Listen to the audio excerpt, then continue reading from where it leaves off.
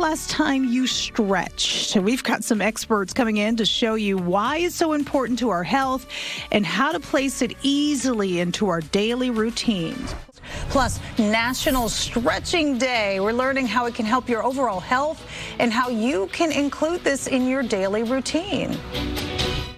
All right, Scene, I was going to ask you before we left, when was the last time you stretched? Every night. Every night, very good. Today is National Stretching Day, so make sure you get some extra ones in, Scene. And it's not just something you should do around a workout. So to walk and talk us through the right ways to stretch and how it helps our overall health, we're talking with Erica Bryan. She's a trainer at Ocotillo Village Health Club and Spa. Thank you for joining us.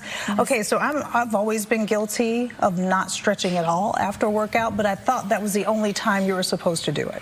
No, we should be doing it right before we get out of bed in the morning. Okay. Scene says he does it every night. So before right before bed, well. That's going to help, especially if you're active during the day or not active.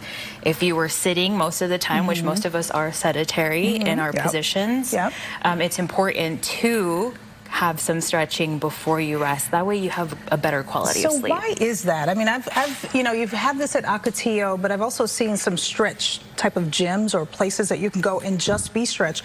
Why is it important at all? Yeah, so it's becoming more popular, especially when you can schedule and carve out time to go to a session like we offer privates at Ocotillo Village Health Club and Spa, because it helps us become more disciplined to have that scheduled, but it is essential for us to sustain mobility as we age. Oh, that makes sense. So when you're more mobile, then you increase the quality of life. Okay, makes sense. Yeah. Okay, we've got a model here, because when they told me we were doing a stretching segment, I was like, oh boy.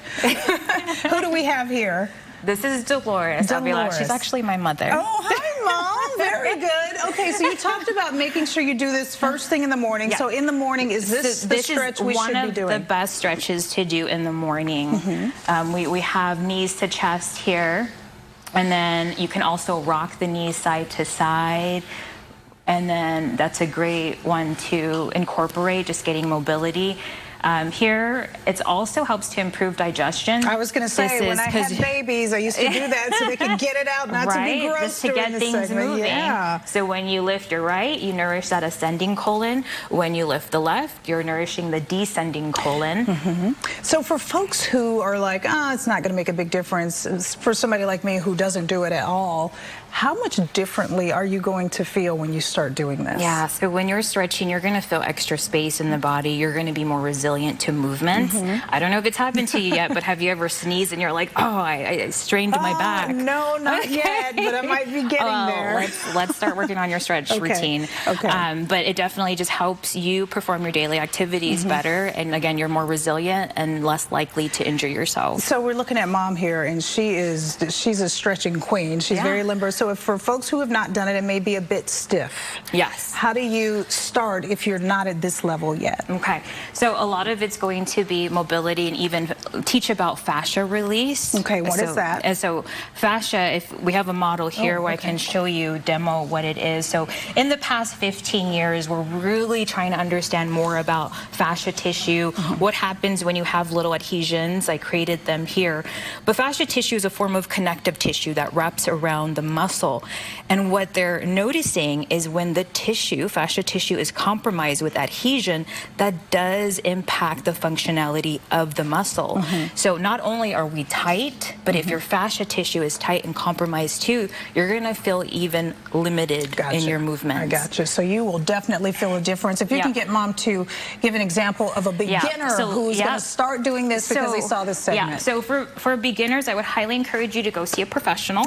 Okay. So first, so that way you can learn about your body, those, I don't like to use limitations, I like to use advantages that you have. And so we can explore and really prepare a routine that's going to help you.